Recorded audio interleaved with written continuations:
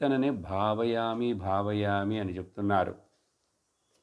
ఏదేదో భావిస్తుంటాం, ఏదేదో అనుకుంటాం, ఏదేదో ఊహించుకుంటాం. అన్నీ ఊహలే కదా.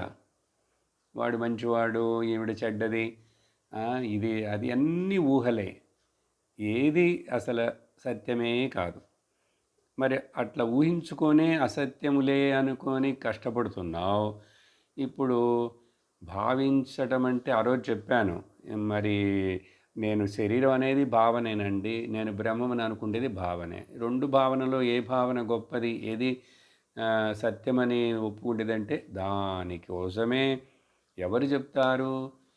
ఎవరు చెప్తారు? ఎవరు ప్రూవ్ చేస్తారు దాన్ని? దానికోసం వేద ప్రమాణం. నువ్వు ఇంక ఈ వేదాన్ని నమ్మకుండా, ఈ గురువు ఉపదేశాన్ని కూడా నమ్మకుండా ఆశ్రయించకపోతే నీకు గతి లేదు. నీకు మార్గం దోవ తెలియదు.